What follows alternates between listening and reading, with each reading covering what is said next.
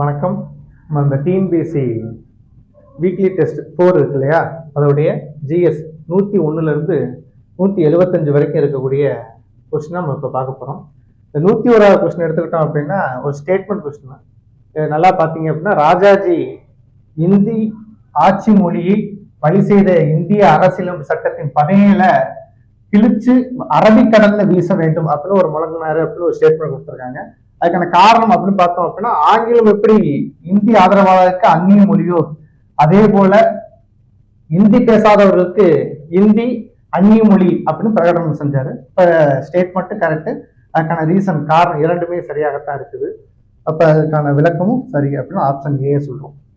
அடுத்து இரண்டாவது 102 இந்த கொஸ்டின் பார்த்தோம் அப்படின்னா, மருது சகோதரர்களை பாண்டியர்கள் அப்படின்னு அழைச்சி பெருமைப்படுத்தியவர் யாரு அப்படின்னா முத்து விஜய ரகுநாத சேதுபதி அப்படிங்கிறவர். இந்த ரிமைனிங் இருக்கக்கூடிய ஆப்ஷன் உங்களுக்கு பார்த்தா தெரியும். முத்து ரகுநாத தேவர் அப்படிங்கிறவர் வேலுநாச்சியாருடைய கணவர். வேலுநாச்சியார் அப்படிங்கிறவங்க சிவகங்கை பகுதியை ஆட்சி செஞ்ச ஒரு ராணி. வீரபாண்டிய கட்டபொம்மன் அப்படிங்கிற பாஞ்சாலக்குறிச்சியை சேர்ந்த ஒரு பாளையக்காரர். அப்ப இவங்க எல்லாரும் இதுல இருக்காங்க. இதுல சொன்னவர் யாரு அப்படின்னு பார்த்தோம்னா முத்து விஜய ரகுநாத சேதுபதி அப்படின்னா ராம்நாடு பகுதியை ஆட்சி பண்ண ஒரு மன்னர். ரைட். அடுத்து 103வது கொஸ்டின் எடுத்துக்கிட்டோம் அப்படின்னா, சு வெங்கடேசன் எழுதிய எந்த நூலுக்கு சாகித்ய அகாடமி விருது வழங்கப்பட்டது அப்படின்னு சொல்லியிருக்காங்க. இந்த வேள்பாரி, காவல் கோட்டம், வைகநதி நாகரிகம் 3மே அவருடைய நூல்கள் தான். இல்ல இந்த காவல் கோட்டம் அப்படிங்கிறது தான் சாகித்ய அகாடமி விருது கிடைச்சிச்சு. அப்ப நூல்கள் 3மே அவரோட தான். இதை பார்த்தாலே நம்ம தெரிஞ்சுக்கலாம். அடுத்து 104 104வது கொஸ்டின் பொறுத்தமட்டில் ஒரு திருக்குறள். களவென்னும் காரறிவாண்மை அளவென்னும் ஆற்றல் புரிந்தார் கண்கில் அப்படின்னு திருக்குறள். இந்த குறளை பொறுத்த மட்டும் நம்ம பொருளை பார்ப்போம். ஃபர்ஸ்ட் அளவென்னும் ஆற்றல் புரிந்தார் கண்கில் அப்படின்னா அளவோடு வாழ தெரிந்தவர் இடத்தில் அப்படின்னு வள்ளுவர் சொல்றாரு. அளவோடு வாழ தெரிந்தவர் இடத்தில் களவு அப்படிங்கிற ஒரு இருண்ட அறிவு இருக்கவே இருக்காது அப்படிங்கிறார். அப்ப ஆசைதான் கூடாதுங்கிறார். பெரிய அளவுல நம்ம ஆசைப்பட்டுட்டே இருந்தோம் அப்படின்னா தான் நம்ம அதை பூர்த்தி செய்ய முடியாம போகுது. அப்ப அடுத்தடுத்து எக்ஸ்ட்ரா அது மேல பிற பொருள்கள் மீது ஆசை கொள்ளுற மாதிரி இருக்கு அப்படிங்கிற. அப்ப அந்த களவுங்கிற இருண்ட அறிவு அப்படிங்கிறோம். அப்ப காரறி வாண்மை அப்படின்னா இருண்ட அறிவு.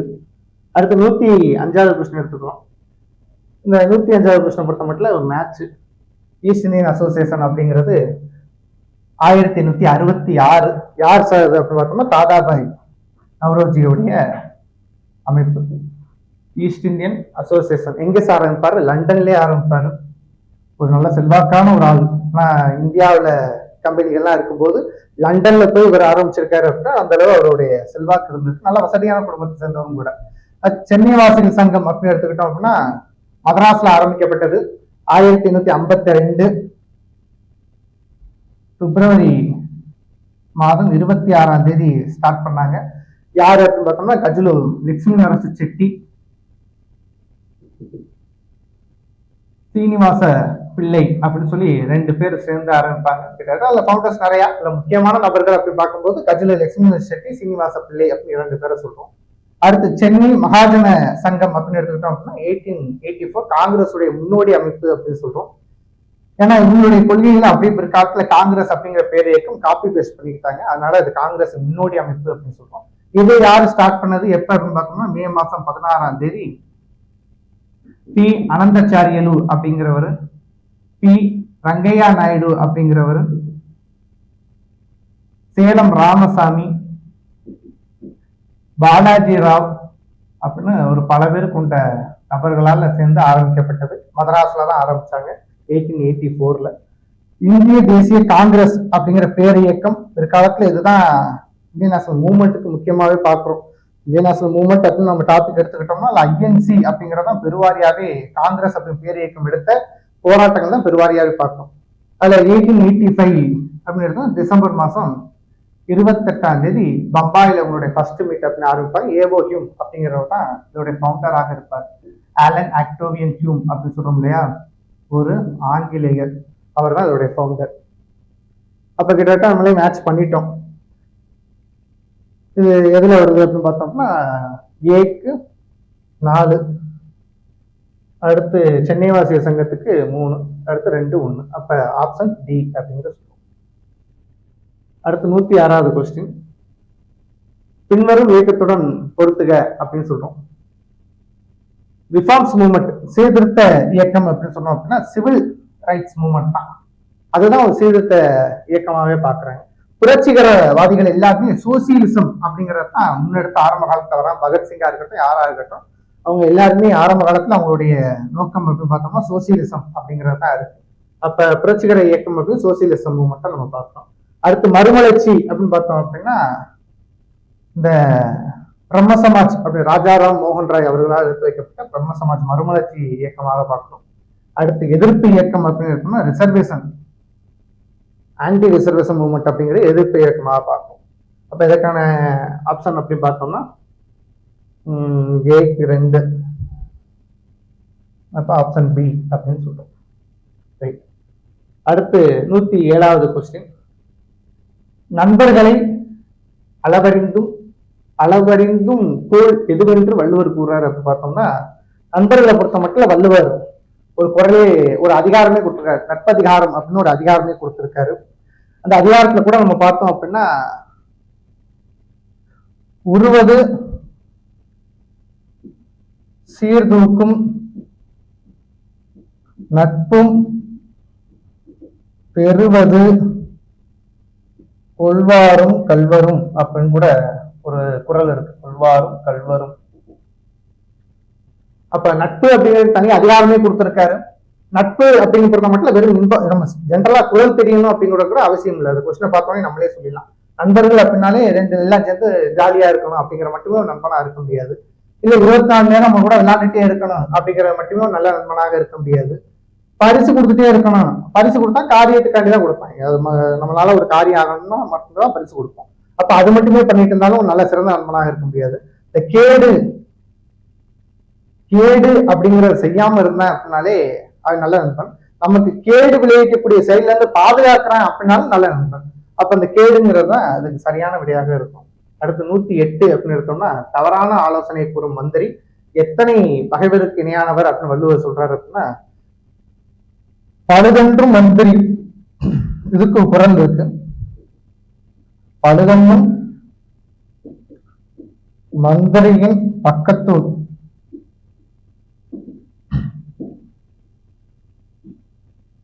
செவ்வோர் 70 கோடி உறும்.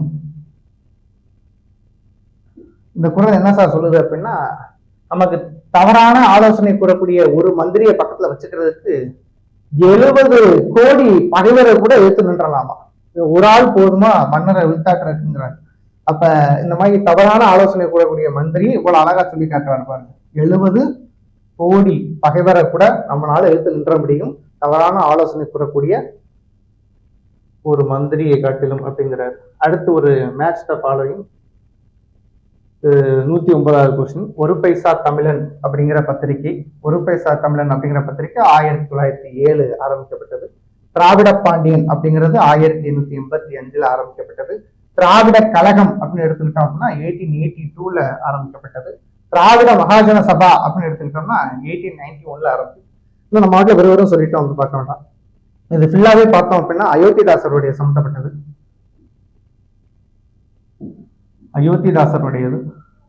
ஆக்சுவலா அதை கொஞ்சம் ஓரளவு பார்க்கலாம். ஒரு பைசா தமிழன் அப்படிங்கிற பத்திரிகை ஆரம்பிக்கிறதுக்கு முன்னாடியே திராவிட பாண்டியன் அப்படிங்கிற பத்திரிகை 1885 ஸ்டார்ட் பண்ணியிருப்பாரு. இது யார் சார் அப்படின்னு பார்த்தோம் அப்படின்னா அயோத்திதாசரும் அவர் கூட ஜான் பாண்டியன் அப்படின்னு 2 பேர் சேர்ந்து ஆரம்பிப்பாங்க இந்த பத்திரிகைய 1885. ஒரு காலகட்டத்தில் அவங்களால நடத்த முடியாம போகுது. அப்ப கொஞ்சம் பினான்சியலா சஃபர் ஆகுறாங்க. அந்த காலகட்டத்துல இவருடைய அயோத்திதாசருடைய எழுத்துக்கு நிறைய அடிமைகள் இருந்தாங்க.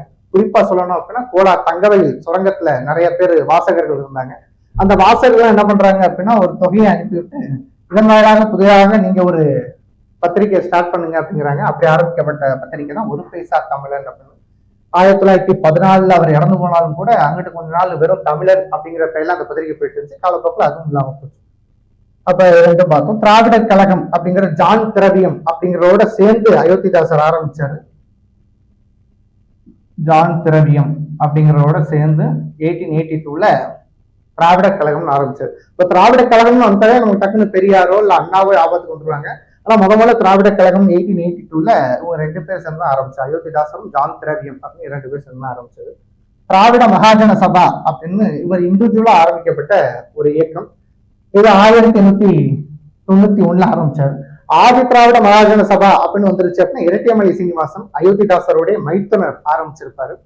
இது ஓரளவு இப்படி கம்பைன் பண்ணி படிச்சோம் அப்படின்னா இந்த மாதிரி கொஸ்டின்லாம் நம்ம ஈஸியாவே ஆன்சர் பண்ணலாம். அடுத்து 110வது கொஸ்டின், ஒரு ஸ்டேட்மெண்ட். பின்வரும் சொற்றொடர்களில் எவை வட்டெழுத்துக்களை பற்றி சரியான விடைகளாகும்? இது என்ன வட்டெழுத்து அப்படின்னு பார்த்தோம் அப்படின்னா ஒண்ணும் இல்லை.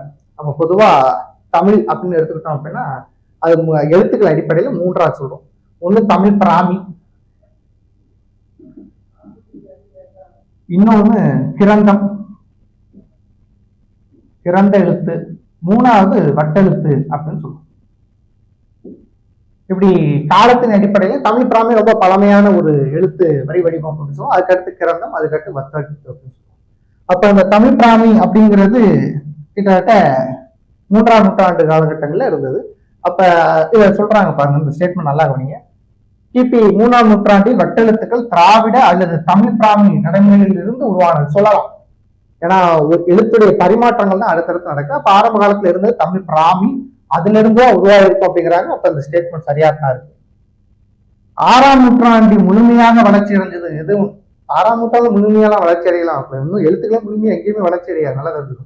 முழுமையா வளர்ச்சி அடைஞ்சது அப்படின்னு 6ஆம் நூற்றாண்டே சொல்ல முடியாது. 6ஆம் நூற்றாண்டை பொறுத்த மட்டும் கிரந்தம் அப்படிங்கிறது தான் இருந்துச்சு. பல்லவ கிரந்தங்கள் அப்படின்னு நிறைய நமக்கு கல்வெட்டு எல்லாம் கூட கிடைக்கும்.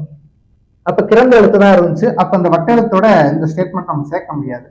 14ஆம் நூற்றாண்டில் இருந்த சோழ பேரரசு காலத்திலும் வட்டெழுத்துக்கள் நடைமுறையில் இருந்துச்சு. ஆக்சுவலா 13ஆம் நூற்றாண்டுல வட்டெழுத்து நடைமுறையில் இருந்துச்சு. அது சோழ பேரரசு கிடையாது, பாண்டியன் பேரரசு. நம்ம குற்றாலத்துல கூட ஒரு 13ஆம் நூற்றாண்டை சேர்ந்த ஒரு வட்டெழுத்து கல்வெட்டு, ஒரு இன்ஸ்கிரிப்ஷன் ஒன்று கிடைக்கும். அப்ப இந்த ஸ்டேட்மெண்ட்டும் தப்பு தான். அப்ப இதுல சரியானது என்ன அப்படி பார்த்தோம்னா 1 மட்டும்தான். அடுத்து 111வது கொஸ்டின்.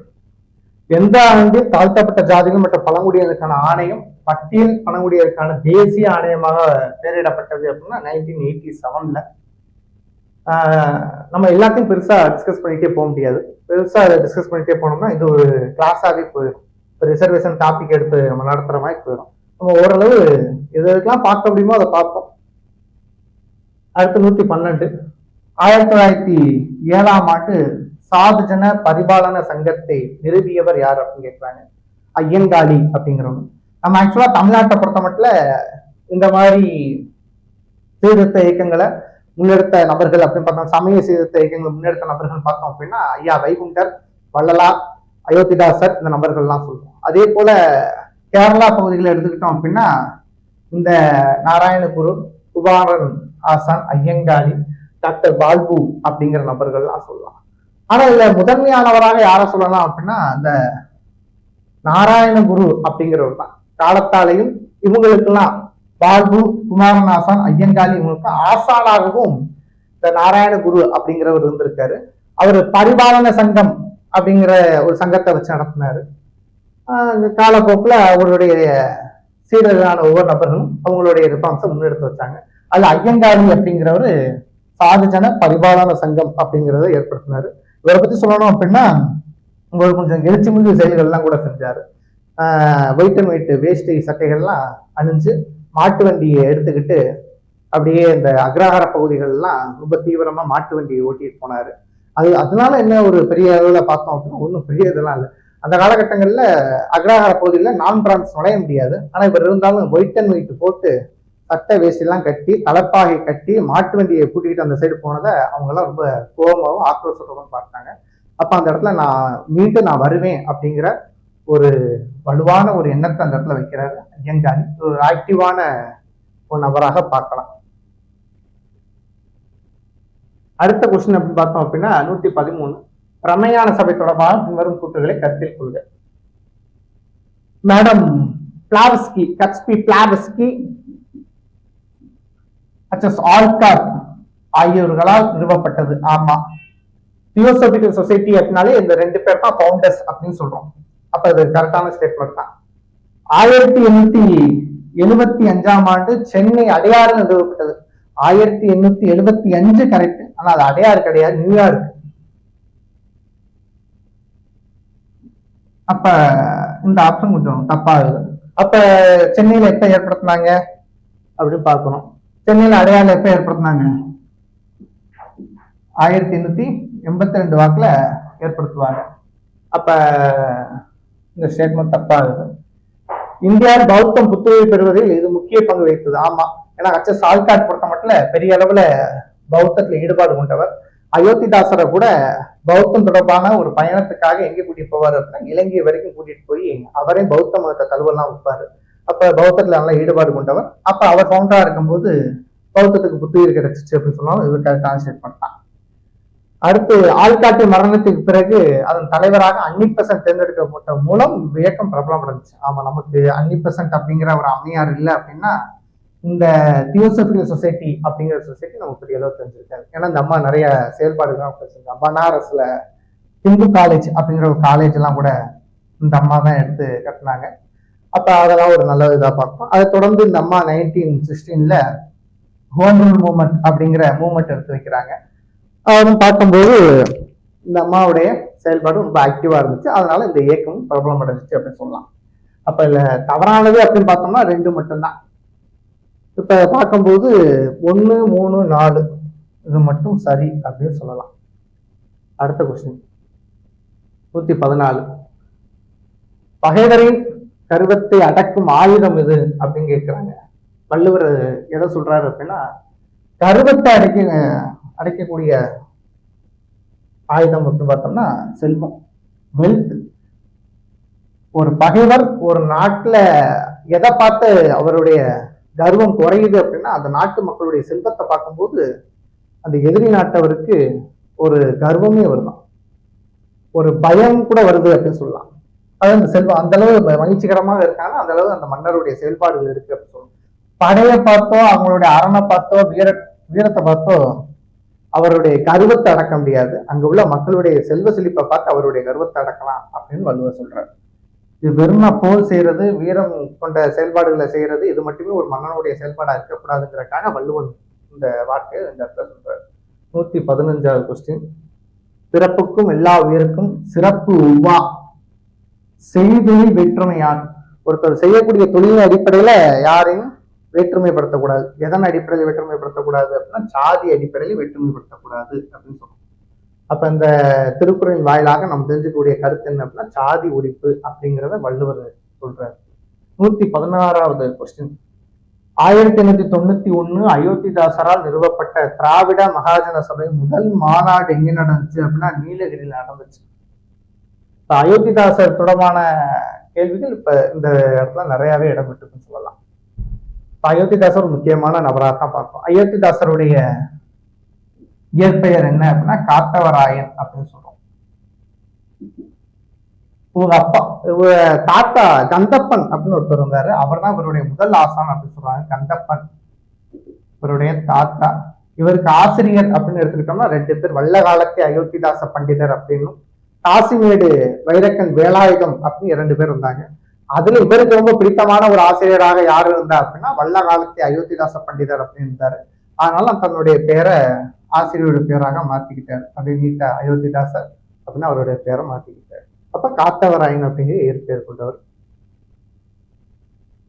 வள்ளுவன் செய்த திருக்குறளை நன்கு கற்றுணர்ந்தோர் உள்ளுவரோ மனுவாதி நூல்கள் என்று திருக்குறளை புகழ்ந்துரைத்தவர் யாரு அப்படின்னா சுந்தரம் பிள்ளை அப்படிங்கிறவர் தான். அவையாரை பத்தி உங்களுக்கு தெரியும். அவையா அறநூல்கள் அப்படிங்கிற பத்தி அவையார் தான் நிறைய அறநூல்கள் கொடுத்துருக்காங்க. நம்ம தமிழ் அப்படிங்கிற படிச்சோம் அப்படின்னா அவையாரை பத்தி நிறையவே தெரிஞ்சுக்கலாம்.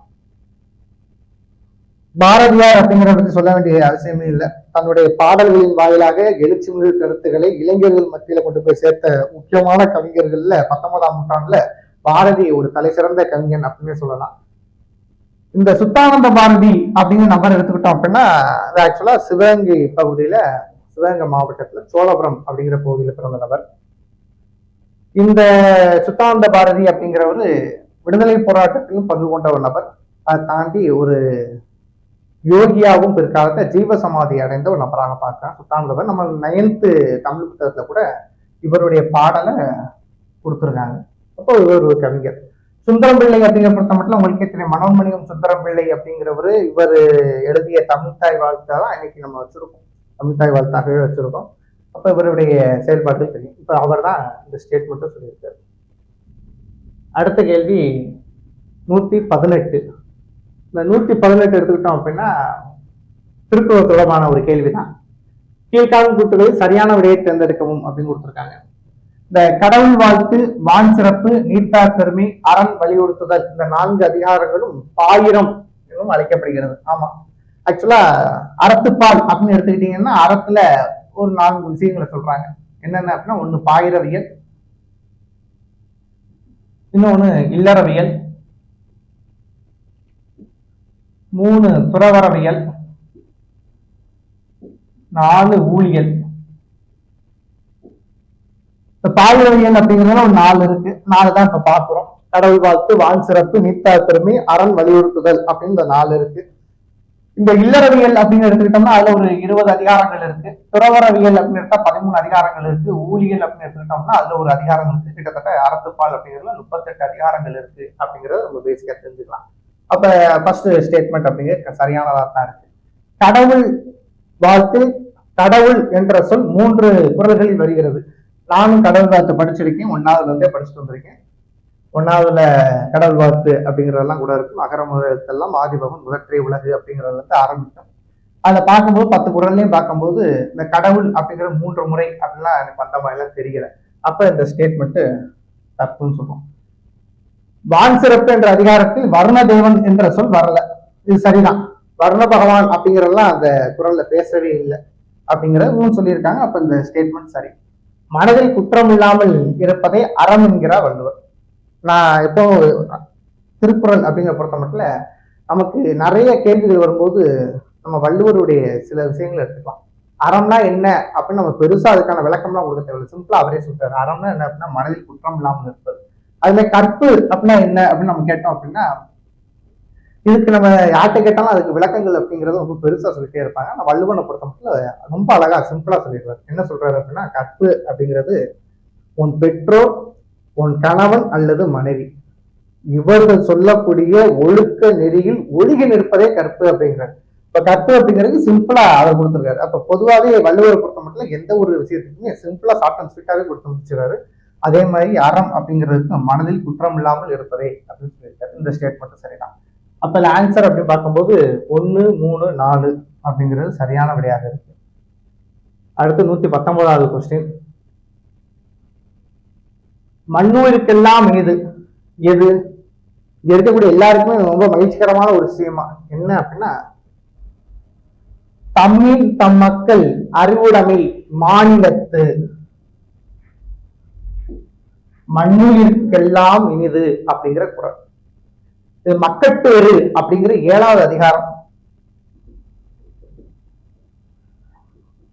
இந்த அதிகாரத்துல வரக்கூடிய ஒரு குறள் தான் அது. மற்ற இதுவுமே அதுல வரக்கூடிய குறளாக இருந்தாலும் நம்ம இந்த மண்ணுயிருக்கெல்லாம் இனிது அப்படின்னு வள்ளுவர் எந்த குறளை சொல்றாங்கன்னா இந்த குறள். தம்மின் தம் மக்கள் அறிவுடைமை, தன்னை விட தம் மக்கள் அறிவுடைமையாக இருக்கிறார்கள் என்பது மண்ணுயிர்ல வாழக்கூடிய இந்த மாநிலத்து அப்படின்னா இந்த உலகில் வாழக்கூடிய மண்ணுயிருக்கெல்லாம் இனிமையான ஒரு விஷயமா. அப்ப தன்னோட தன் பிள்ளைகள் அறிவாளிகளாக இருக்க வேண்டும் அப்படிங்கிறத வள்ளுவர் இந்த இடத்துல தெளிவுபடுத்துறாரு. அடுத்து 120வது கொஸ்டின்.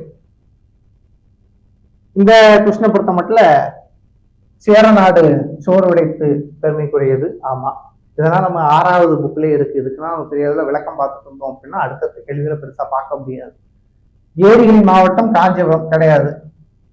காஞ்சி கைலாசநாதர் கோயில கட்டி 2ஆம் நரசிம்மவர்மன் கிடையாது. சார் அப்ப இதுக்கு ஆன்சர் என்ன சார்? சார் நீ 6வது புக்கு எஸ்சிஆர்டி புக்கு பாருங்க சார். இது கொஞ்சம் நீங்கள் தேடணும் இல்லையா? எல்லாத்தையும் ஒரு ஆசான் அப்படிங்கிறது எப்படி இருக்கணும் என்னை பொறுத்த மட்டும் ஒரு வழிகாட்டியா மட்டும்தான் இருக்கணும். கையை பிடிச்சு கூட்டிட்டு போற ஒரு நபராக எப்பவுமே ஒரு ஆசான் இருக்கக்கூடாது. அப்போ ஒரு சின்ன வழிகாட்டியா இருக்கும். இது தப்பு அப்படின்னு நம்ம சொல்லலாம். அதுக்கான தேர்வுகள் நடத்தலாம். அது இருக்கக்கூடிய இடத்தையும் சொல்றோம். 6வதுல இருக்கு எஸ்சிஆர்டி புக்ல. ஏரிகிரி மாவட்டம் காஞ்சிபுரமா இல்லையாங்கிறத பார்த்தாலே தெரிஞ்சிடும். அடுத்து காஞ்சி கைலாசநாதர் கோயிலை கட்டியவர் 2ஆம் நரசிம்மவர்மன் அப்படிங்கிற ஸ்டேட்மெண்ட்டும் தப்பு அப்படிங்கிறது அது பார்த்தாலே தெரிஞ்சிடும். புகழ்பெற்ற கிரேக்க வரலாற்றாசிரியர் மெகஸ்தனிஸ் குறிப்புகளில் காஞ்சியை பற்றி குறிப்பு இருக்கு. ஆமா, மெகஸ்தனிஸுடைய இண்டிகோ அப்படிங்கிற நூல்ல காஞ்சியை பற்றிய குறிப்பு இருக்கு. அப்ப 1ம் 4ம் சரி. நான் திரும்பவும் சொல்றேன், நான் அந்த 2 விஷயங்களுக்கு நான் ஆன்சர் பண்ணவே இல்லை. நீங்க என்ன பண்ணணும் அப்படின்னா இதுக்கான ஆன்சரை தேடி பார்த்து எனக்கு கமெண்ட்ஸ்ல இதுக்கு 2 ஆன்சர் பண்ணணும். நான் உங்களுக்கு திரும்ப கூட அதுக்கு பதில் ரிப்ளை கொடுப்பேன். சரி, அடுத்து 121வது கொஸ்டின். தமிழ்நாட்டின் கிலாபத் நாள் யார் தலைமையேற்ற கூட்டத்தில் 1920 ஏப்ரல் 17 அன்று கடைபிடிக்கப்பட்டது அப்படின்னா, கிலாபத் அப்படின்னு எடுத்துக்கிட்டோம் அப்படின்னாலே சிவில் செட்டில்மெண்ட் அப்படின்னு சொல்லுவோம். அது நடந்ததுடைய விளைவாகத்தான் அடுத்தடுத்து நடக்குது அப்படின்னு சொல்லுவோம். இது ஐஎன்சி அப்படிங்கிற டாபிக்ல பெருசாவே அதை பார்க்கலாம். கிலாபத் அப்படிங்கிற மூவ்மெண்ட்டை பெருசா பார்க்கலாம். இது அலி சகோதரர்கள் அப்படின்னு சொல்லக்கூடிய அவங்க தான் ஆரம்பிச்சாங்க. மௌலானா முகமது அலி, மௌலானா சௌகத் அலி அப்படிங்கிறவங்க ஆரம்பிச்சாங்க. இல்ல தமிழ்நாட்டுல தலைமையேற்று கூட்டத்துல கலந்துகிட்டது யாருன்னா மௌலானா சௌகத் அலி அப்படிங்கிறவங்க தான் சரியான விடையாக இருக்கும். யாவுப் கசன் அப்படி கொடுத்துருக்காங்க அப்படின்னாலும் நீங்க கன்ஃபியூஸ் ஆகிட வேண்டாம். யாவுப் கசன் அப்படிங்கிறது தமிழ்நாட்டுல ஒத்துழையாமை இயக்கத்தை ராஜாஜியோட சேர்ந்து நடத்திய முக்கிய பங்கு பெற்ற ஒரு நபர் யாவுப் கசன் அப்படிங்கிறது. மௌலானா அப்துல் கலாம் ஆசாத் ஐயா பத்தி உங்களுக்கே தெரியும், நிறைய செயல்பாடுகள் அவரும் செஞ்சிருக்காரு. சரி, இருந்தாலும் நம்ம இந்த கேள்விக்கு அப்படின்னு பார்க்கும்போது ஆன்சர் அப்படின்னா மௌலானா சௌகத் அலி அப்படிங்கிறது தான் இதுக்கான சரியான விடையாது. அடுத்த 122. சென்னையில் யாருடைய தலைமையில் சைமன் குழு எதிர்ப்பு பிரச்சார குழு ஏற்படுத்தப்பட்டது அப்படின்னா சத்தியமூர்த்தி அப்படின்னு சொல்லிடலாம். இந்த இதெல்லாம் டைரக்ட் கொஸ்டின், பெரிய அளவில் ரொம்ப கஷ்டப்பட்டு இதுக்கெல்லாம் என்ன ஆன்சர் சொல்றது அப்படிங்கிற மாதிரி முடிக்க வேண்டிய அவசியமே இல்லை. சைமன் குழு எதிர்ப்பு அப்படிங்கிற சைமன் குழு அப்படின்னு எடுத்துக்கிட்டோம்னா 1927 சைமன் குழு இங்கிலாந்துல இருந்து கிளம்புது. ஜான் சைமன் தலைமையிலான 7 பேர் கொண்ட குழு கிளம்புது. 28 இந்தியாவுக்கு வர்றாங்க. 29 தமிழ்நாடு பகுதி மதராஸ் பகுதிக்கு வராங்க. 30 அவங்க ரிப்போர்ட்டை சப்மிட் பண்றாங்க. அப்ப இதுல போராட்டம் அப்படி 28 நம்ம மதராஸ் அந்த பம்பாய் பகுதிகளில் போராட்டம் நடந்துச்சு. நம்ம மதராஸ் பகுதிகளில் 1929 தீவிரம் அடைஞ்சிச்சு. இது தலைமையேற்று நடத்தியவர் யாரு அப்படின்னு பார்த்தோம்னா சத்தியமூர்த்தி அப்படிங்கிறவர். தீரர் சத்தியமூர்த்தி அப்படின்லாம் கூட சொல்லுவோம். வெள்ளுநாட்டு வேந்தன் அப்படின்லாம் சொல்லுவோம். இவர் ஆக்சுவலா எந்த ஊருக்கான புதுக்கோட்டை திருமயத்துக்காரர், காமராஜருடைய அரசியல் குரு அப்படிலாம் கூட சொல்லுவோம். 1943 டெல்லி இறந்துருவாரு. நம்ம அரசு மருத்துவமனையில சிகிச்சை பலனின்றி இறந்து போயிடுவாரு சத்தியமூர்த்தி அப்படிங்கிறவர். பெரியாரை பத்தி உங்களுக்கு சொல்ல வேண்டிய அவசியம் இல்லை. இன்னைக்கு பெரியார் அப்படிங்கிறத பத்தி டிஎன்பிஎஸ்சி குரூப் 1 சமீபத்தில் நேற்று நடந்த தேர்வுல கூட நிறைய கேள்வி பெரியாரை பற்றி வந்துருந்துச்சு. இப்போ பெரியாருக்கு கொஞ்சம் முக்கியத்துவம் கொடுத்து இனிமே நம்ம படிக்கணும். சில போட்டித் தேர்வுகளுடைய வினாக்களில் பார்க்கும்போது அடுத்தடுத்து நம்ம எதுக்கெல்லாம் முக்கியத்துவம் கொடுக்கணும் அப்படிங்கிறது தெரியும். சரி, இந்த வரதராஜன் நாயுடு அப்படிங்கிற பொறுத்தவரைக்கும் தெரியும், ஒரு தொழிற்சங்கவாதியாக நிறைய செயல்பாடுகளை செஞ்சிருக்காரு. இவர் ஒரு முற்போக்கு சிந்தனையாளர் அப்படிலாம் கூட சொல்லுவோம். வரதராஜன் நாயுடு அப்படிங்கிறவர். எஸ்.எம். சோமயாஜுலு அப்படிங்கிற பொறுத்தமட்டில் இவர் தெரியும் 1927 நீல் சிலை அகற்றும் போராட்டம் அப்படிங்கிற தலைமையேற்று நடத்தியவர். நெல்லை எஸ்.எம். சோமயாஜுலு அப்படிங்கிறவர். நீல் சிலை அகற்றும், நீல்னா யார் சார்? கர்னல் நீல் அப்படிங்கிறவர் 1857 ரிவோல்ட்டை ஒடுக்குனதுல முக்கியமான ஒரு ஆங்கிலேயரா பார்க்கிறோம். அப்ப அவருக்கு சென்னை மவுண்ட் ரோட்ல சிலை வைக்கிறாங்க. அதை எதிர்த்து கண்டிச்சு எஸ்.எம். சோமயாஜுலு, அஞ்சலி அம்மாள் இவங்கெல்லாம் கூட அந்த போராட்டத்தில் கலந்துக்கிட்டு சிறைக்கெல்லாம் கூட போவாங்க. 1927 நீல் சிலை அகற்றும் போராட்டம். அதை அகற்றிட்டாங்களா அப்படின்னு பார்த்தோம் அப்படின்னா பிற்காலத்துல ராஜாஜி தலைமையிலான அமைச்சரவை கூடும்போது இதை அகற்றி எழுப்பு மியூசியத்துல வைப்பாங்க. சரி, அது எப்பன்னா 1937 27 போராட்டம் 37 தான் அகற்றப்பட்டது. சரி, அசோகர் கல்வெட்டில் குறிப்பிடப்படும் சத்தியபுத்திரர் யாரு அப்படின்னா அதியமான் அப்படிங்கிறவர். இது ஆக்சுவலா நம்ம தமிழ் நம்ம கொஞ்சம் இதெல்லாம் கொஞ்சம் பார்க்கணும். கரிகாலன், பாரி, நெடுஞ்சேரலாதன் இவர் நபர்கள்லாம் நம்ம கொஞ்சம் பார்க்கணும். சோழ பேரரசு காலங்களில் கொஞ்சம் பார்த்தோம் அப்படின்னா இவங்க கொஞ்சம் பார்க்கலாம்.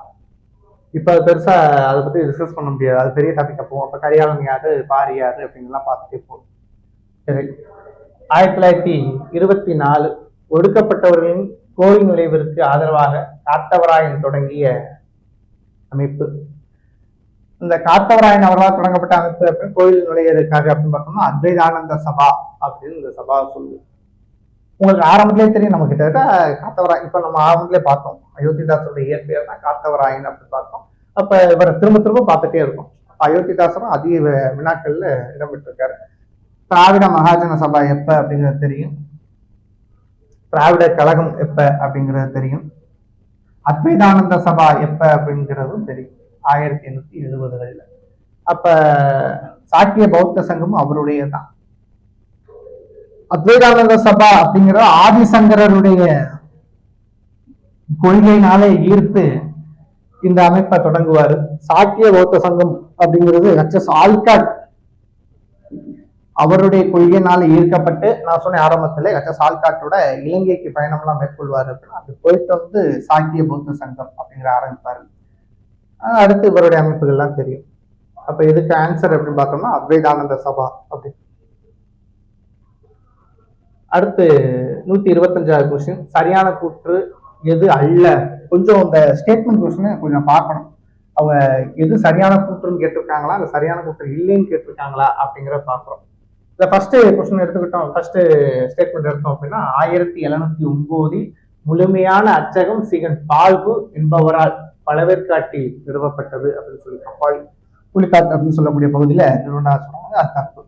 நமக்கு தெரியும் தரங்கம்பாடி அப்படிங்கிற இடத்துலதான் நிறுவப்பட்டது. ஆனா இயர் கரெக்டா அப்படின்னா இயர் கரெக்ட். இப்ப இயரை பார்த்தோடனே நம்ம சரி அப்படிங்கிறதுக்குள்ள போயிடக்கூடாது. சீகன் பால்பு அப்படிங்கிறது ஒரு டானிஸ் 1708 பைபிள புதிய ஏற்பாடு அப்படின்னு தமிழ்ல மொழிபெயர்த்து வச்சு அதை மக்களிடையே கொண்டு போய் சேர்ப்பாரு. அப்ப இந்த பழவேற்காடுன்னு வந்ததுனால இந்த ஸ்டேட்மெண்ட் தப்பு. அடுத்து, சங்கீத வித்யா மகாஜன சங்கம் என்ற அமைப்பினை தஞ்சாவூரில் மறைமலை அடிகள் அப்படிங்கிறது கிடையாது. இது ஆக்சுவலா ஆபிரகாம் பண்டிதர் அப்படிங்கிறவர் தான். ஆபிரகாம் பண்டிதர். அப்ப ஆபிரகாம் பண்டிதர் 1912 இப்படி ஒரு அமைப்பை ஏற்படுத்தி தஞ்சாவூர்ல அதோடைய மாநாடெல்லாம் கூட நடத்தினார். இது ஆக்சுவலா ஆபிரகாம் பண்டிதர் ஒரு சித்த மருத்துவராகவும் இருந்திருக்காரு, எழுத்தாளராகவும் இருந்திருக்காரு. சிலப்பதிகார நூல் குறிப்புகளை எடுத்துக்கிட்டு கர்நாடக இசையே தமிழ் இசையிலிருந்து தான் வந்துச்சு அப்படிங்கிற குறிப்பெல்லாம் முன் வச்சவர் இந்த ஆபிரகாம் பண்டிதர் அப்படிங்கிறவர். அடுத்து இந்த 14 வரி செயலை அறிமுகம் செய்தவர் யாரு அப்படின்னு பார்த்தோம்னா உங்களுக்கே தெரியும், அது திருவிக்கா அப்படிங்கிறது கிடையாது. திருவிக்கா 14 வரி செயலாம் அறிமுகப்படுத்தவே இல்லை. இது யாரு அப்படின்னா பரிதிமாற் கலைஞர் அப்படிங்கிறவர் தான் அறிமுகப்படுத்தினாரு. பரிதிமாற் கலைஞர்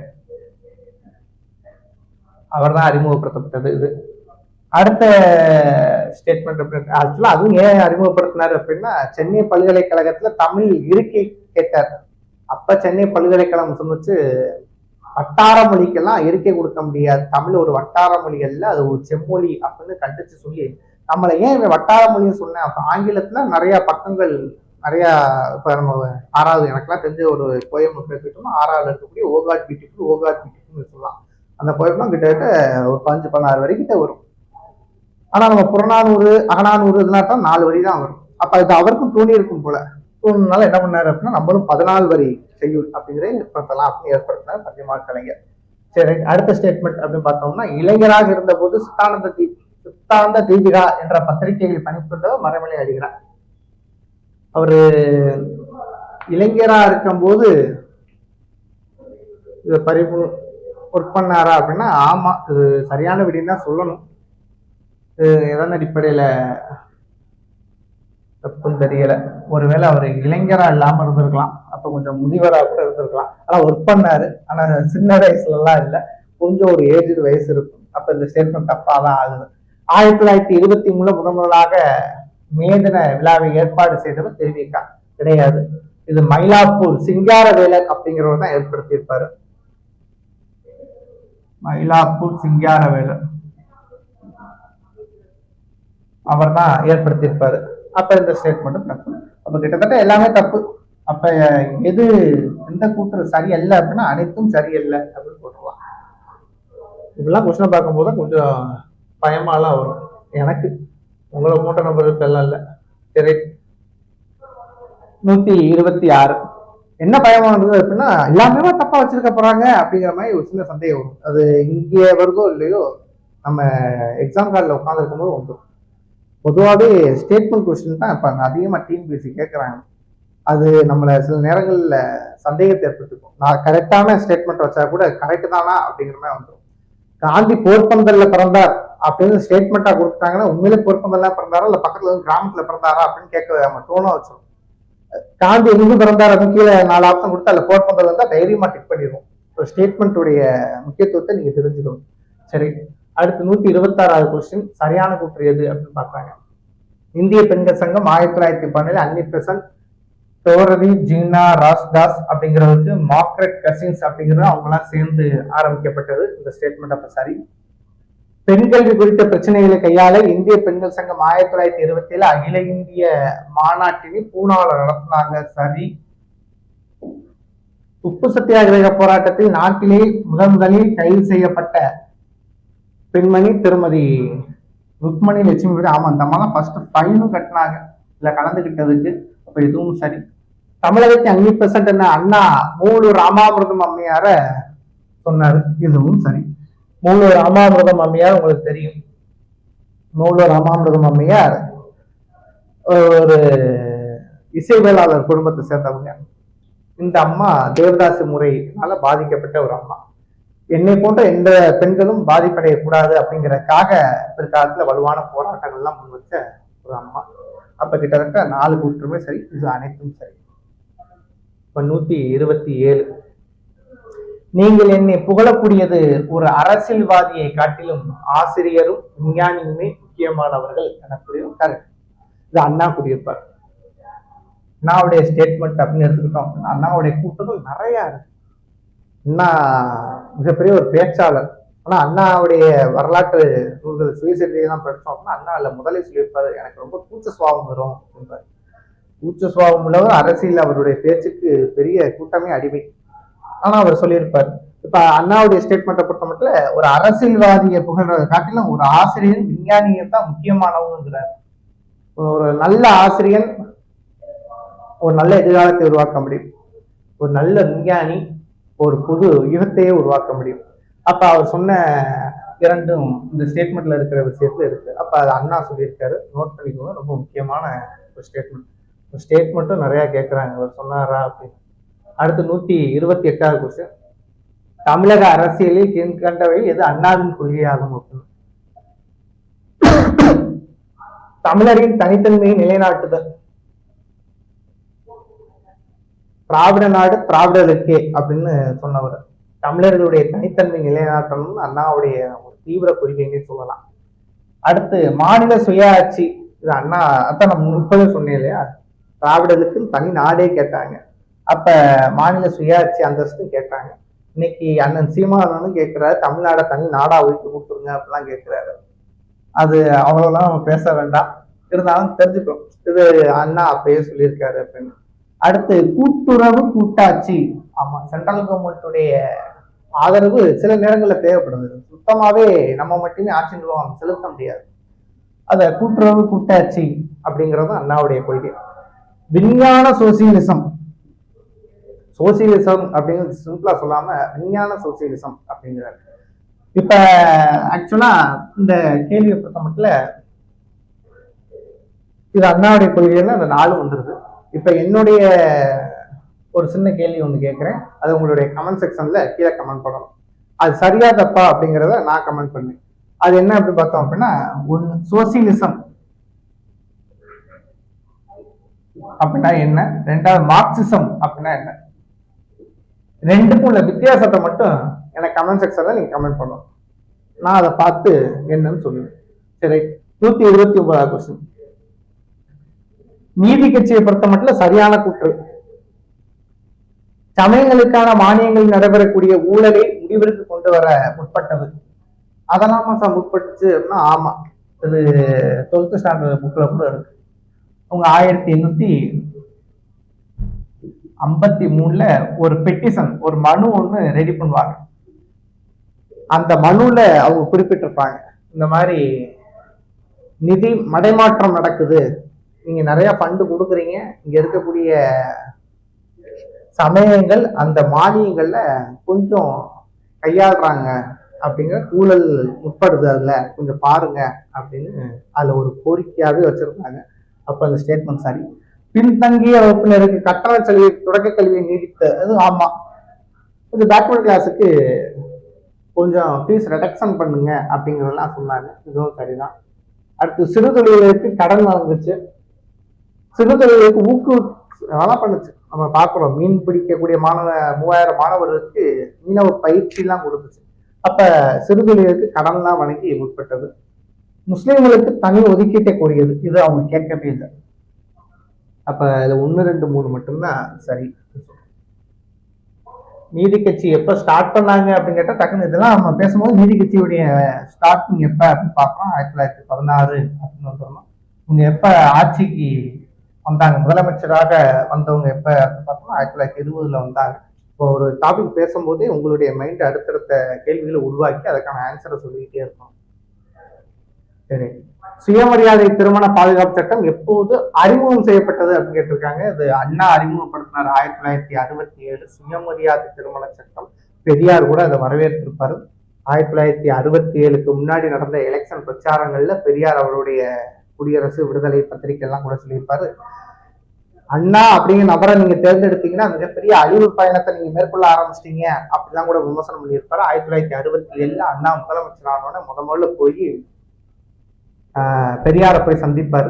பெரியாரை சந்திச்சு ஆட்சி பெற்று வந்ததுக்கு அப்புறம் பெரியார் அதே பத்திரிகையில கொடுத்திருப்பாரு, தமிழக மக்கள் ஒரு அற்புதமான ஒரு மாமனிதனை தேர்ந்தெடுத்திருக்கீங்க, எதிர்காலத்துல நிறைய செயல்களை அவன் மூலம் செஞ்சு தமிழகம் வளர்ச்சி அடையும் அப்படிலாம் சொல்லுவாங்க. அதே மாதிரி இந்த சுயமரியாதை திருமண பாதுகாப்பு சட்டத்தையும் அண்ணா அவர்கள் சட்டம் போடுறதுக்கு முன்னாடி அந்த டிராக்டை பெரியாருக்கு அனுப்பி விட்டு அதுல எதுவும் கரெக்ஷன் இருக்கா பாருங்க அப்படிங்கிற சொன்ன நிகழ்வுலாம் கூட சொல்லுவாங்க. அப்ப 1967 அது அறிமுகப்படுத்தப்பட்டது. அடுத்து 131வது கொஸ்டின், அறிஞர் அண்ணாவின் கவிதைகள் தமிழ் பீடம் அப்படிங்கிற இதழில் வெளியிடப்பட்ட ஆண்டு அப்படின்னா 2005. அண்ணாவுடைய கவிதைகள் அப்படிங்கிற நிறைய, அதோட அண்ணாவுடைய நாடகங்கள் நிறைய. அண்ணாவுக்கு நாடகத்து மேல மிகப்பெரிய பற்றே இருக்கு. அண்ணாவுக்கு நாடகங்கள் அப்படின்னா ரொம்ப பிடிக்கும், நிறைய நாடகங்கள் இயற்றி இருக்காரு. நாடக தொடர்பாகவும் கேட்கிறாங்க, அப்ப அதையும் பார்த்துக்கோங்க. சரியா? சரி, அடுத்து 132வது கொஸ்டின், ஒத்துழையாமை இயக்கம் நடைபெற்றுக் கொண்டிருந்த போது தமிழ்நாட்டின் காங்கிரசின் தலைவர் யாரு அப்படின்னு சொன்னோம் அப்படின்னா பெரியார். காந்தி ஒத்துழையாமை இயக்கத்தை அறிவிச்சுட்டு நேர தமிழக பகுதியில பெரியாரை தான் வந்து சந்திப்பார். சந்திச்சு பெரியார், நான் ஒத்துழையாமை இயக்கம் அப்படிங்கிறத டிக்ளேர் பண்ணிருக்கேன், நான் கோஆபரேஷன், நீங்க அதுக்கு என்ன செய்ய போறீங்க அப்படின்னு கேட்டப்ப பெரியார் சொன்னது வார்த்தை என்ன அப்படின்னா, நான் ஒரு புது முயற்சி ஒன்று எடுக்க போறேன். என்ன முயற்சி எடுக்க போறீங்க? நான் கதராடைய எல்லாரையும் போட சொல்ல போறேன். எல்லாரையுமே எல்லா ஆண்களையுமா அப்படின்னு இல்ல, பெண்களையும் அணிய வைக்க போறேன் அப்படின்னு சொன்னார். பெண்களை எப்படி கதராடை அணிய வைக்கிறது அப்படிங்கும் போது இது சிம்பிள், இப்ப பாருங்க அப்படின்னு சொல்லி அவங்க வீட்டுல இருந்து 2 பெண்கள், நாகம்மை கண்ணம்மா அப்படின்னு 2 பெண்கள் கதராடையை அணிச்சுட்டு வந்தாங்க. அவர் அப்படியே ஆச்சரியமா பார்த்தாரு காந்தி. இதே போல எல்லாரும் அணிவாங்க அப்படின்னு சொல்லிட்டு அது பெரிய பண்டில் எடுத்து கையில கொடுத்து தெருவா கொண்டு போய் கொடுத்து எல்லாரையும் போட சொல்லுங்க அப்படின்னாக்க அதே மாதிரி எல்லாரும் போய் கொடுத்து எல்லா பகுதிகளிலையும் எல்லா பெண்களும் கொடுத்து, இந்த பெண்கள்லாம் சேர்ந்து பிற்காலத்துல அந்த ஒத்துழையாமை இயக்கத்தின் ஒரு அங்கமாக கள்ளுக்கடை மறியல் அப்படிங்கிற மறியல் ஏற்பட்டு இங்கெல்லாம் கள்ளுக்கடை இருக்கு, அதை போட்டு உடைக்கலாம் ஆரம்பிச்சுட்டாங்க. இப்படி தமிழக பகுதியில ஒத்துழையாமை இயக்கம் தீவிரம் அடைஞ்சிச்சு பெரியார் அப்படிங்கிறவர்னால. சரி, அடுத்து 133வது கொஸ்டின், வேலோடு நின்றான் இடுகின்றது போலும் ஓலோடு நின்றான் இரவு. ஆக்சுவலா இந்த குறள்ல ஆட்சி அதிகாரத்தை கொண்டுள்ள அரசன் தன் அதிகாரத்தை கொண்டு வரி விதிப்பது எதற்கு நிகரானது? வரி அப்படிங்கிற பொறுத்த மட்டும் இருப்போர் கொடுக்க வேண்டும், இல்லாதவர் பயன்பெற வேண்டும் அப்படின்னு சொன்னார். யாரு அப்படின்னா நம்மளுடைய அண்ணா சொன்ன ஒரு ஸ்டேட்மெண்ட், அண்ணா டாக்ஸ் அப்படிங்கறது அண்ணாவுடைய கருத்து. அப்படி இருக்கும் பார்க்கும்போது இந்த குறள் என்ன சொல்லுது அப்படின்னா, தன்னுடைய அதிகாரத்தை பயன்படுத்தி ஒருத்தவங்க டாக்ஸ் அப்படிங்கிற கலெக்ட் பண்றாங்க அப்படின்னா அந்த மண்ணில் அது டாக்ஸ் கலெக்ட் பண்ணல, வழிப்பறி ராபரி பண்றேன் அப்படின்னு வெளிப்படையாக உடச்சு சொல்றாரு. அப்படி பண்ணக்கூடாது அப்படிங்கிறத வள்ளுவருடைய கருத்தாக வச்சிருக்காரு. சரி, 134, வெட்கம் கெட்ட வெள்ளை கொக்குகளா விரட்ட விரட்ட வாரீங்களா அப்படின்னு ஒரு பாடி மக்களிடையே சுதந்திர உணர்வை தூண்டிய பெண்மணி யாரு அப்படின்னு இருக்கிறதா பெண்மணிகள். அந்த அடிப்படையில் பார்த்தோம் அப்படின்னா கோதை நாயகி அம்மாள் அப்படின்னு சொல்றோம். இங்க இருக்க எல்லாருமே கிட்டத்தட்ட ஒரு பாட்டின் வாயிலாகவும் தன்னுடைய சுதந்திர போராட்ட தாகத்தை வெளிக்கொணர்ந்தவர்கள் அப்படின்னு சொல்லலாம். KP சுந்தராம்பாளா இருக்கட்டும், ஜானகி அம்மாவா இருக்கட்டும், மீனா கிருஷ்ணசுவாமி அவர்களாக இருக்கட்டும், இந்த பெண்கள் அப்படிங்கிறதுடைய பங்களிப்பு ரொம்ப மிகப்பெரிய பங்களிப்பு நம்ம விடுதலை போராட்டத்துல. தமிழக மட்டும் நிறைய பெண்கள் வராங்க. நம்ம இந்த டாபிக்கே எப்படி பார்க்கலாம் அப்படின்னா, இப்போ நம்ம கிளாஸா எடுத்தோம் அப்படின்னா விடுதலை போராட்டத்தின் தமிழ்நாட்டின் பங்குன்னு இருக்கு இல்லையா, அப்படி பார்க்கும்போது நம்ம 1905 சுதேசி மூவ்மெண்ட்ல இருந்து ஆரம்பிச்சு நம்ம 1947 நமக்கு சுதந்திரம் கிடைக்குது இல்லையா, அது வரைக்கும் பெண்கள், நம்ம தமிழ்நாட்டு பெண்கள் என்னென்ன விஷயங்கள் மூவ்மெண்ட்லாம் எடுத்து வச்சாங்க அப்படின்னு ஒரு தனி டாபிக்காக எடுத்து நடத்தலாம். அவ்வளவு பெரிய விஷயங்கள் நடக்குது. சரியா? சரி, இது பாடினது வைமு கோதநாயகி அம்மா.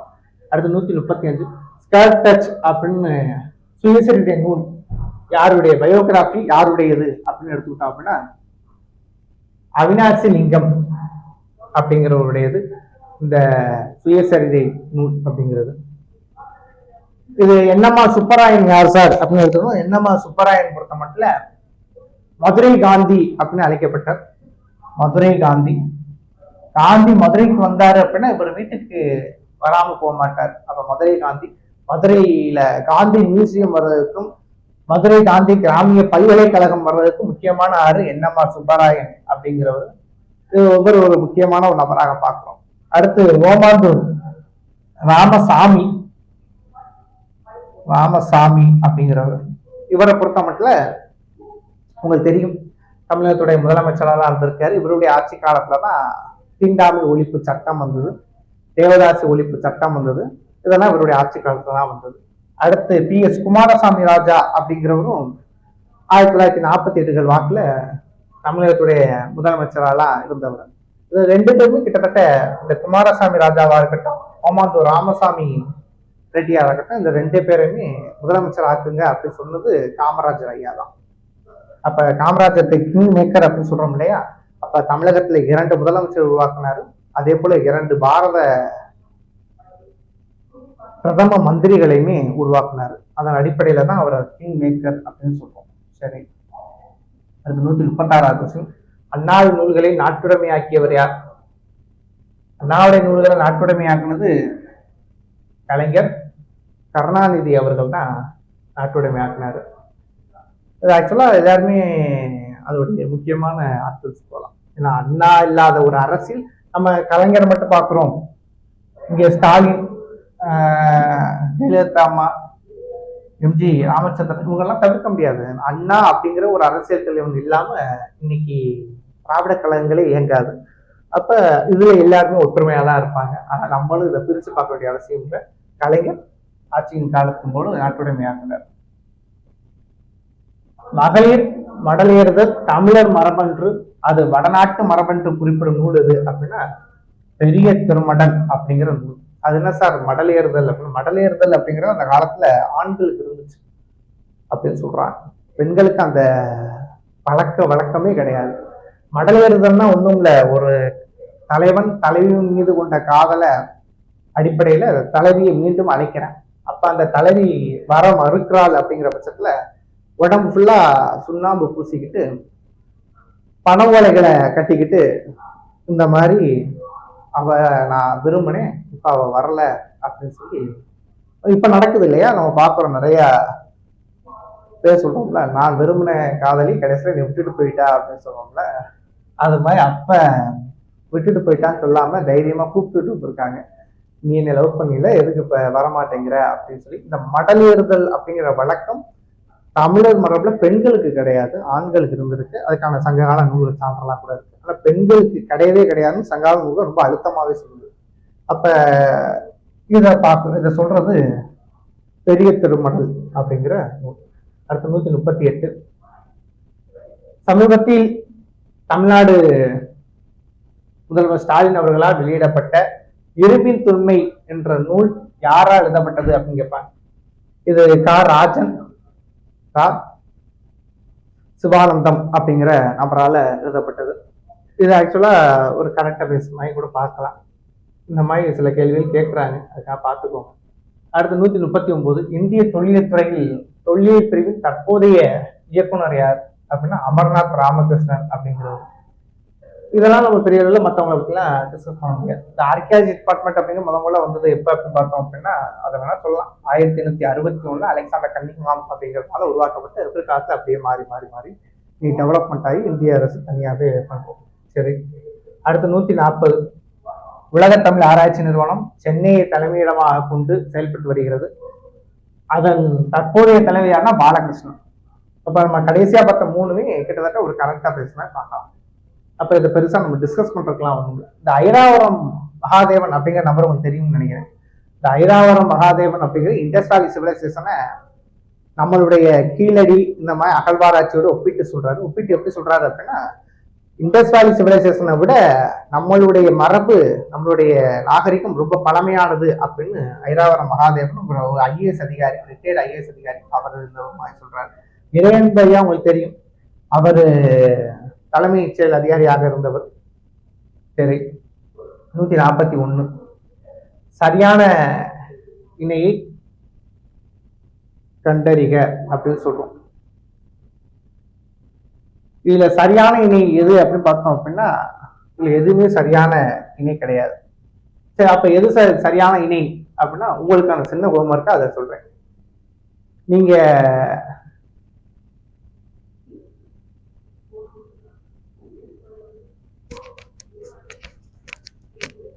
நல்லா கவனிச்சீங்க அப்படின்னா ஆன்சர் இதுக்குள்ளேயே தான் இருக்கு. அதனால நீங்க பெருசா தேட வேண்டாம். சின்ன சின்ன கலெக்ட் வச்சிருக்காங்க, இதுக்கு மாறி மாறி இருக்கும். நீங்க என்னுடைய இந்த செஷனை நீங்க கரெக்டா ஃபாலோ பண்ணிட்டு இருக்கீங்களா அப்படிங்கிறத நான் எப்படி தெரிஞ்சுக்கிடுவேன் அப்படின்னா, இதுக்கான கரெக்டான மேட்சை நீங்க சொல்லுங்க. சரியா? நான் ஆன்சர் சொல்லிட்டேன், எதுவுமே என்ன கரெக்டா இல்லை அப்படின்னு சொல்லிட்டேன். நீங்க கமெண்ட் செக்ஷன்ல போட்டீங்க அப்படின்னா இந்த செஷனை நீங்க கரெக்டா வாட்ச் பண்ணிட்டு இருக்கீங்க அப்படின்னு நான் தெரிஞ்சுக்கிடுவேன். சரியா? சரி, அடுத்து 142, ஸ்டேட்மெண்ட் 1, நீதி கட்சியை உருவாக்கியதில் தரவத்து மாதவன், உஸ்மான் சாஹிபு போன்ற முக்கியமானவங்க. நம்ம ஆரம்பத்திலே சொன்னோம், நீதி கட்சியுடைய ஃபவுண்டர்ஸ் முக்கியமானவங்கன்னா 2 பேர் சொல்லுவோம், ஒரு 2-3 பேரை சொல்லலாம். அதை தாண்டி 2-3 பேர் தான் நீதி கட்சியுடைய ஃபவுண்டர்ஸ் ஆனா கிடையாது, நிறைய பேர் இருக்காங்க. அதுல டி மாதவன் அப்படின்னு சொல்லுவோம், அதைத்தான் தரவத்து மாதவன் அப்படின்னு அது தெரிஞ்சுக்கணுங்கிறக்காக போட்டிருக்காங்க, வேற ஒண்ணும் இல்லை.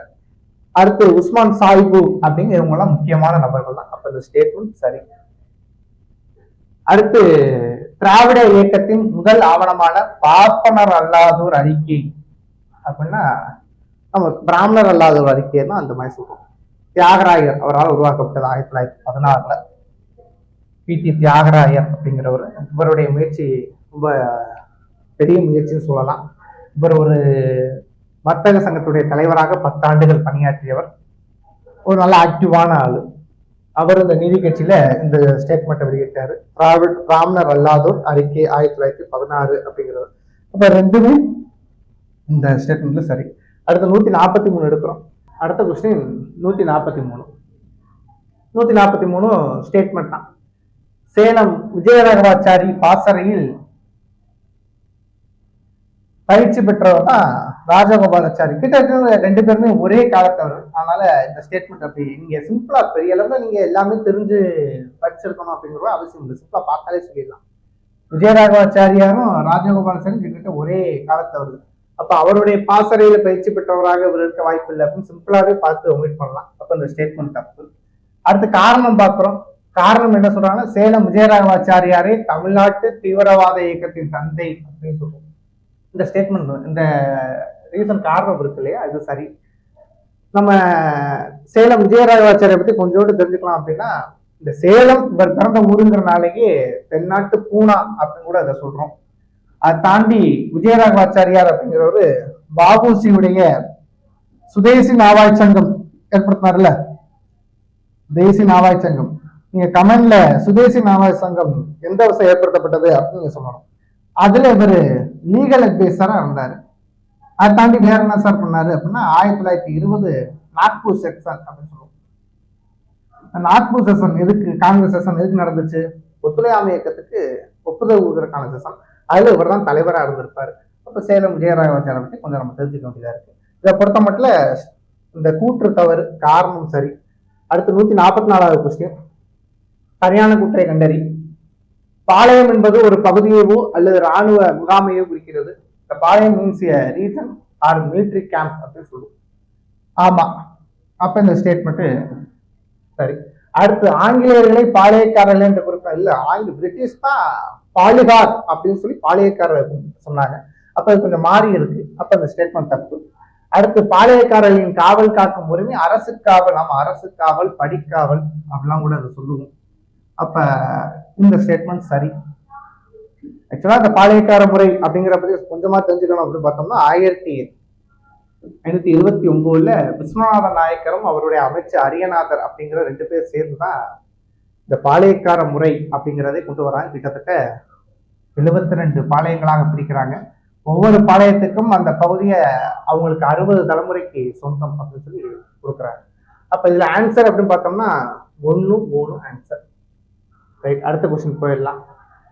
ரொம்ப நேரம் காலத்தை விரயம் பண்ணாமல் 145. சரியான இணையற்றதை காண்க அப்படின்னு சொல்லுவோம். சரியான இணை அற்றதை காண்போம். இப்ப பார்த்தோம்னா சிவசுப்பிரமணியம் இந்த இருக்க நபர்களை பார்த்தீங்க அப்படின்னா எல்லாருமே கட்டபொம்மனோட லேட்டானவங்க. கட்டபொம்மனுடைய 2 சகோதரர்கள், ஒன்னு ஊமத்துறை, இன்னொன்னு செவத்தையா அப்படின்னு 2 பேர். இதுல அமைச்சர் சிவசுப்பிரமணியம் பிள்ளை. உங்களுடைய இறந்த நாளை எல்லாருமே சொல்றாங்க. இந்த சிவசுப்பிரமணியம் பிள்ளை 1799 செப்டம்பர் மாசம் 13ஆம் தேதி கரெக்ட் நாகலாபுரம் அப்படிங்கிற இடத்துல தூக்கில போடப்பட்டாங்க. அப்ப இது சரி. அடுத்த 2வது கட்டபொம்மன் 1799 அக்டோபர் 18. அக்டோபர் 18 எல்லாம் கிடையாது, அக்டோபர் 16 கயத்தார்கள் தூக்கில போடப்படுவார். அப்ப இது தப்பு.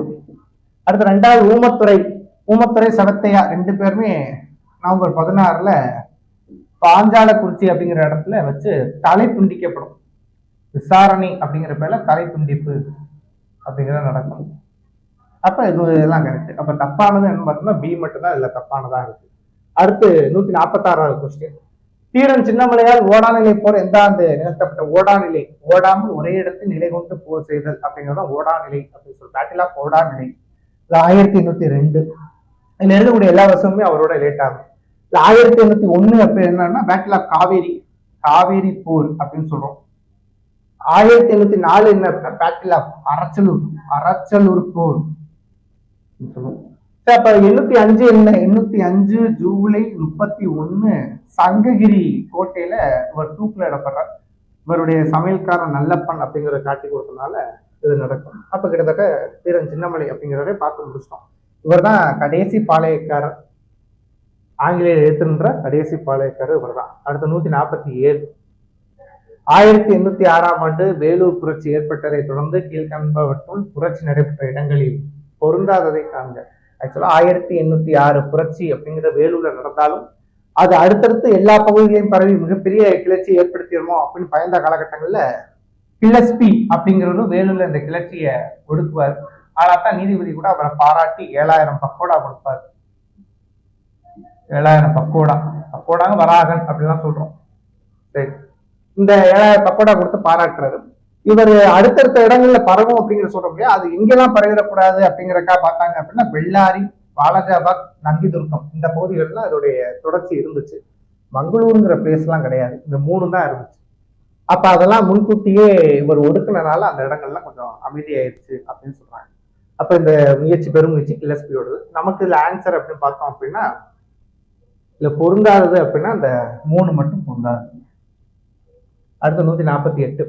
1799 ஆங்கிலேய மைசூர் போரின் முடிவில் ஆங்கிலேயர்களால் எப்பகுதி இணைக்கப்பட்டது அப்படின்னா 1799 கோயம்புத்தூர். இது மைசூர் 4வது மைசூர் போர் அப்படின்னு சொல்லுவோம். 4வது மைசூர் போர் அப்படின்னு சொல்லுவோம். இதுலதான் திப்பு கொலை செய்யப்படுவார். திப்புவுடைய மகனான பதே கைதர் அப்படிங்கிறவர் கைது செய்யப்படுவார். இதுல திண்டுக்கல் அப்படிங்கிறதெல்லாம் 3வது மைசூர் போர்ல கைப்பற்றப்படும். அப்ப அதை பார்ப்போம். இது ஆன்சர் அப்படின்னு பார்த்தோம்னா கோயம்புத்தூர். 149. செம்மொழி நாள் விழா இன்று கொண்டாடப்படுவது ஜூன் 3. இது ரீசெண்டா இப்ப கரண்டா பேசினாரு, ஸ்டாலின் அவர்களால இது அனுசரிச்சு கொண்டாடிட்டு இருக்காங்க. அடுத்து ரதி மண்டபம் கீழ்கண்ட எப்பகுதியுடன் தொடர்புடையது அப்படின்னு பார்த்தோம்னா திருப்புலிக்குடி அப்படிங்கிற பகுதியுடன் தொடர்புடையது. இதெல்லாம் பெருசா நம்ம விளக்கமா சொல்றதுக்குலாம் ஒண்ணும் இல்லை. அடுத்து தவறானது சுட்டி காட்டுங்க அப்படின்னு சொல்றோம். தமிழ் மக்களை திராவிட மக்கள் என்றும் தமிழக பகுதியை திராவிட தேசம் என்றும் மதுரா விஜயம், ஆமா, குமார கம்பனரின் மனைவியான கங்காதேவி அப்படிங்கிறவங்க எழுதின சமஸ்கிருத நூல் தான் அந்த மதுரா விஜயம். அதுல இது சொல்லியிருந்தாங்க அப்படிங்கிறது சரியான ஸ்டேட்மெண்ட். சமஸ்கிருதத்தின் கிளைமொழியே இந்தியா முழுவதும் பரவி காணப்படுகிறார் வில்லியம் ஜோன்ஸ். வில்லியம் ஜோன்ஸ் அப்படிங்கிறவர் சமஸ்கிருதத்து மீது மிகப்பெரிய பற்றை கொண்டு இருந்தாரு. அவர் ரொம்ப பிடிச்ச மொழியாவே சமஸ்கிருதம் அப்படி மாறிடுச்சு. அதனால அவர் இந்த மாதிரி ஸ்டேட்மெண்ட் அவர் சொன்னாரு. அப்ப இதுவும் கரெக்ட் தான். தமிழியன் என்பது தமிழ், தெலுங்கு, கன்னடம், மலையாளம், கொடகு, துளு போன்ற மொழிகளை அப்படிங்கிற அடிப்படையில் சொன்னது கேசன் கிடையாது, கோக்கன் அப்படிங்கிறவர் சொன்னாரு. அப்ப இந்த ஸ்டேட்மெண்ட்ல இது தவறா மாறுது. அப்ப இது தப்பு. இப்ப தவறானது சொல்லுங்க அப்படின்னா ஆப்ஷன் சி.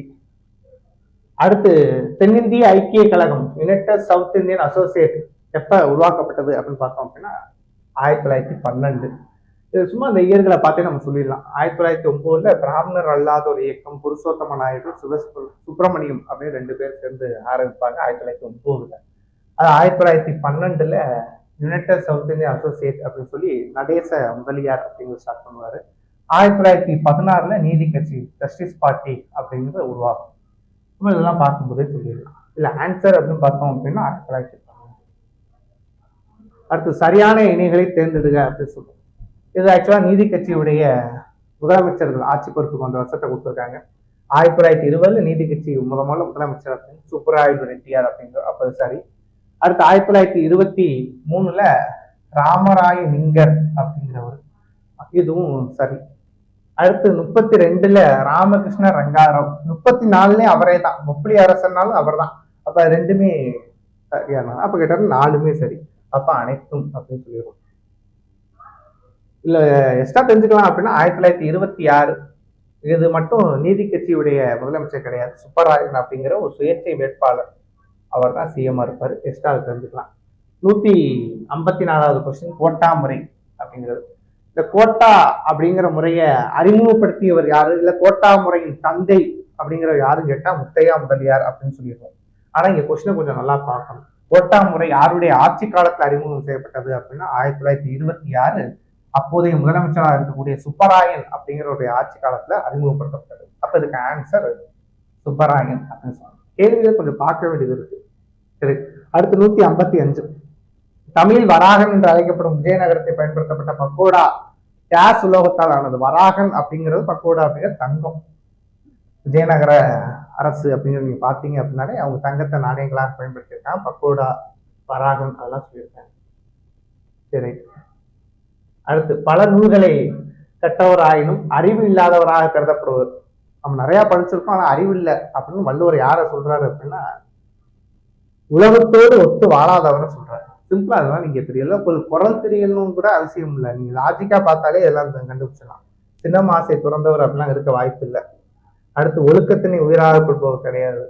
பெரியோரை துணை கோடல் அப்படின்னு அதிகாரம், அதுலயும் அந்த மாதிரிலாம் சொல்லலை. அப்ப இதுல பாருங்க, உலகத்தோடு ஒத்து வாழாதவன். நீ என்ன படிச்சிருந்தாலும் உலகத்தோட ஒத்து வாழ தெரியும். இது தெரியல அப்படின்னா நீ படிச்சும் பயனில்லை அப்படிங்கிறார். அடுத்து 157 சொர்ணக்கா என்று அழைக்கப்படும் கொன்றைப்பூ சங்ககாலத்தில் டேஸ் என்ற பெயரில் அழைக்கப்பட்டது அப்படின்னா கடுக்கை அப்படின்னு. அதான் ஆக்சுவலா நீங்க தமிழ் இப்ப டிஎன்பிஎஸ்சி குரூப் 4 குரூப் 2 அப்படிங்கும்போது தமிழ்ல நீங்க ரொம்ப ஃபோக்கஸ் பண்ணீங்க அப்படின்னா நீங்க ஈஸியாவே இதெல்லாம் சொல்லிடலாம். அந்த அடுத்த கொஸ்டின் அதே தான். குறிஞ்சி, முல்லை, மருதம், நெய்தல், பாலை அப்படின்னு சொல்லக்கூடிய அந்த பகுதியுடைய சிறுபொழுதை கேட்டிருக்காங்க. இந்த சிறுபொழுதை பொறுத்த மட்டும் மருதத்துடைய சிறுபொழுது வைகரை, பாறையுடையது நண்பகல், நெய்தல் எற்பாடு, குறிஞ்சி ஞாபகம். அப்ப கிட்டத்தட்ட நேராகவே எல்லாமே புரிஞ்சிருக்கு. அப்ப ஆப்ஷன் பி. அடுத்து 159வது கொஸ்டின், இந்த பாய்மர கப்பலின் பாய், கயறு ஆகியவற்றில் பழுது ஏற்பட்டால் அவற்றை மரப்பிசினை கொண்டு இணைக்கும் செய்தியை கூறும் நூல் இது. ஆக்சுவலா அது 6வது 7வதோ இருக்குன்னு நினைக்கிறேன். அது ஒரு துணைப்பாடத்துல இருக்கு. அந்த துணைப்பாடத்துல பரிபாடல் அப்படிங்கிற நூல்ல இதை சொல்லியிருக்காங்க. இந்த மாதிரி சின்ன சின்ன கசிவு ஏற்பட்டா இந்த மரப்பிசினை வச்சு அதை ஒட்டுறோம் அப்படின்னு சொல்லியிருக்காங்க. சரி, அடுத்து 160வது கொஸ்டின், 1969 விசிராந்தையர். நீங்க இதை பார்த்த உடனே நீங்க டக்குனு ஞாபகம் வந்துடணும் பாரதிதாசன். அடுத்து என்ன சொல்லியிருக்காங்க அப்படின்னு பார்ப்போம். நாடகத்திற்கான சாகித்ய அகாடமி விருது பெற்றவர் பாரதிதாசன். இதெல்லாம் நம்ம பார்த்த உடனே சொல்லிடலாம். ஜெயகாந்தன், கண்ணதாசன், சிற்பி இவங்கெல்லாம் நம்ம சும்மா பேசணும்னா பேசலாம். நமக்கு காலத்தின் அடிப்படையில் இப்போ அவங்களுக்கு பேசி பயனில்லை. இந்த கொஸ்டினுக்கு டைரக்ட் ஆன்சர் நம்ம பார்த்தாலே சொல்லலாம். சரி, பி. கக்கன் பற்றிய கீழ்கண்ட வாக்கியங்களில் சரியானவற்றை தேர்ந்தெடு.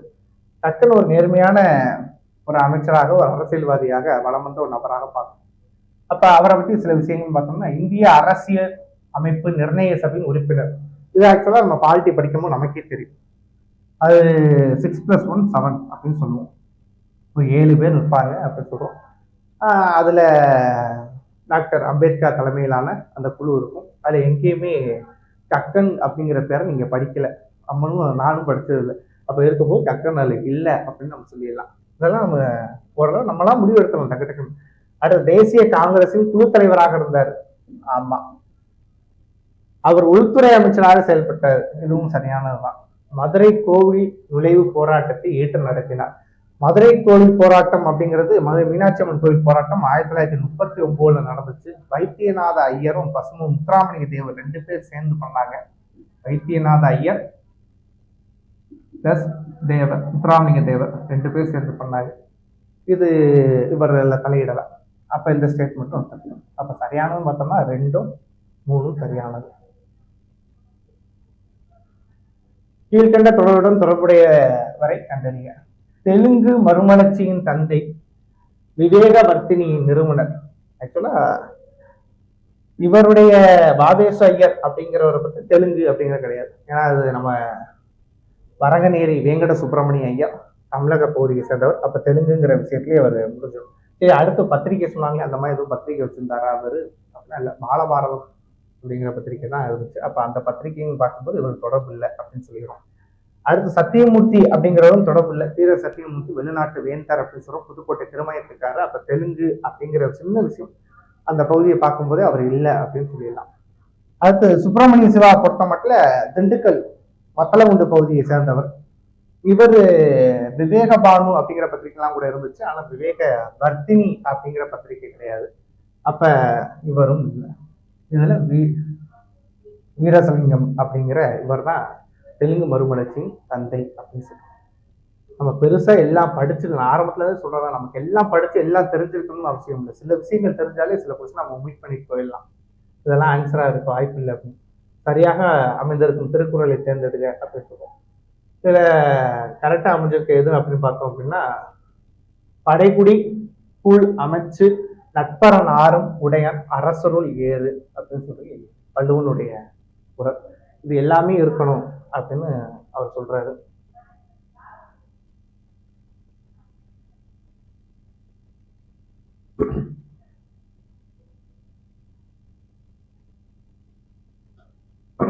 ரைட்.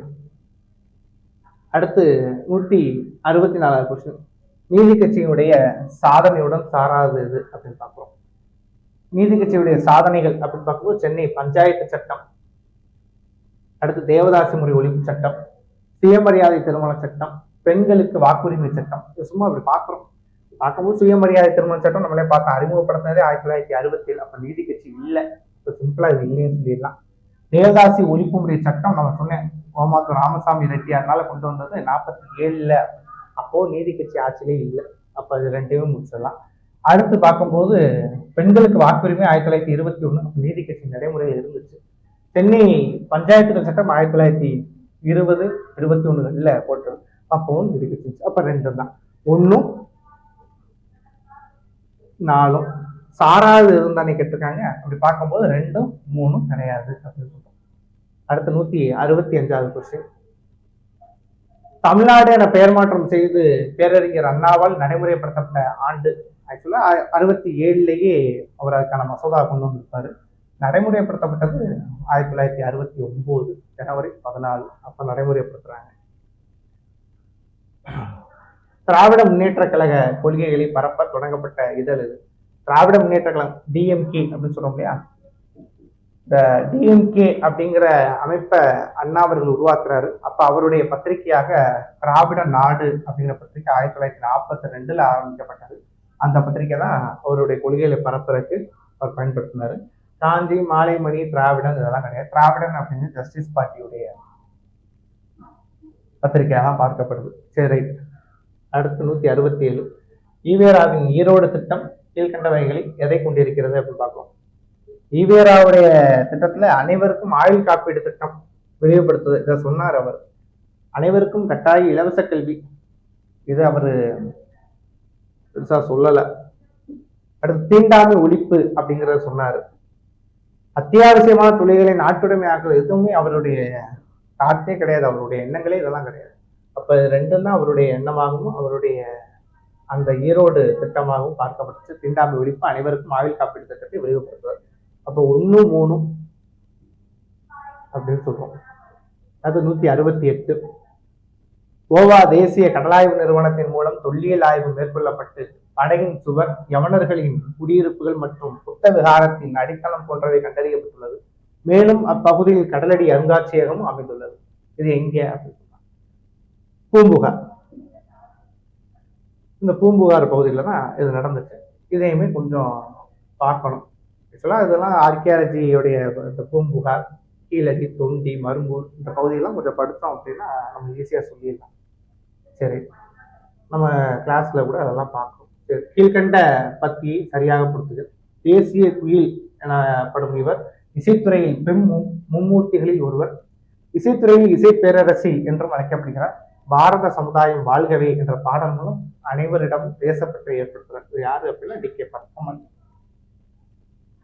இந்த பாரத சமுதாயம் வாழ்கவே அப்படின்னு சொன்னாலே பட்டமாளியோடைய ஆபம் வந்துடணும்.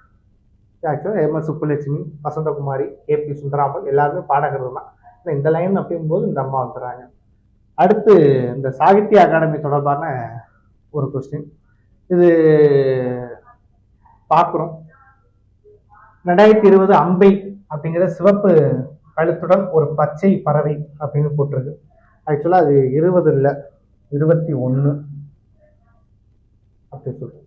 அடுத்து 2021 இமயம் அப்படிங்கிற ஒரு தவறு காளாமணி கிடையாது, செல்லா காசு, செல்லா பணம் அப்படிங்கிறதான் இவருடைய நூல். அதுவும் 20ல் 21 இல்லை. அடுத்து 2023 ராஜசேகரன் அப்படிங்கிறவரு என்ன பண்ணாரு அப்படின்னா நீர்வழுப்படுவோம் அப்படிங்கிறது. இது கொஞ்சம் சரியானதா இருக்கு.